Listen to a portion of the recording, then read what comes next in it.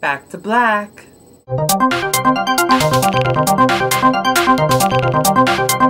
TheHomoUniversity. It's water. Happy anniversary, everybody! Oh, boys, I wish I could send you all flowers and chocolates. 1 year, 4 Thursdays later, and yeah, it's been great. And the first week we ever had was coming out stories, so we're giving out coming out advice. So, Maddie K wants to start by telling you this. You need to be prepared. I say prepared by, like, be a Cub Scout. Totally be prepared. I think it's important to think about all the possibilities of what could happen. Don't psych yourself out, though. That brings me to number 2. You're definitely going to think it's going to be a lot worse than it's going to be. I know when I came out, I thought my parents were going to murder me. I thought I was going to have no friends. I thought I was going to get kicked out of my house. I thought I was going to be exiled from the world. Even if something similar to that does happen, it's never going to be as worse as you think it's going to be. You have to find the silver lining. Because you have to tell someone. You have to keep your own happiness in mind, okay? You have to keep it in the back of your head that this is a step towards you being happy, and you can't hold it inside to please others. You have to make sure that you're doing this for yourself. You're not doing it to please anyone else. You are doing it to keep yourself healthy, safe, and not go crazy. I know when I was coming out, I was like going like, oh, I'll tell one person and then I'll hide away and then I'll move away and disappear from the world and no one will ever know. Ugh, you can't do that.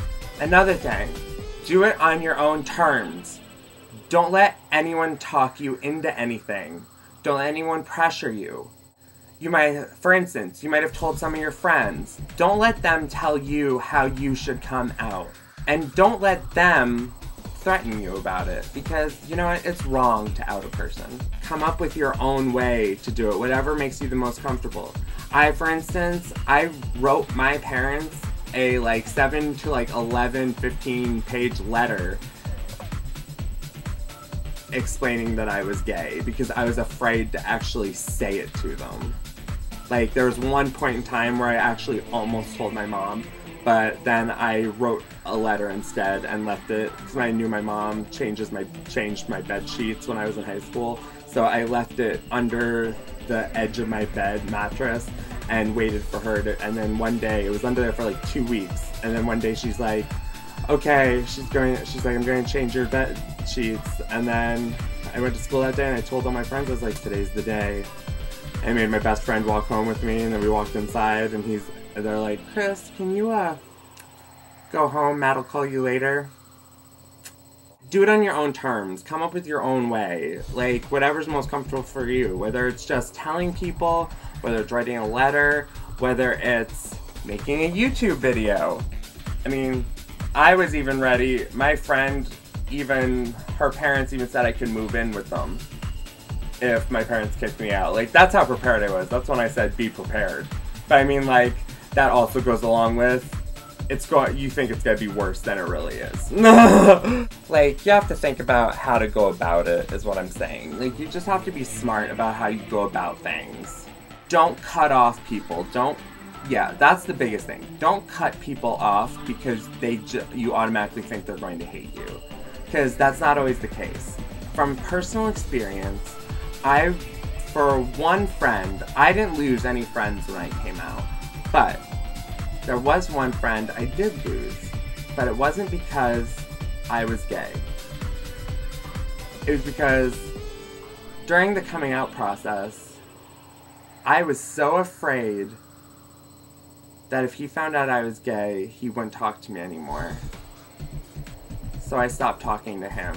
I was so afraid of prejudice that I was being prejudiced. So you can't just cut people off because you're afraid. You need to be, like, you want people to be open-minded, you have to be open-minded too.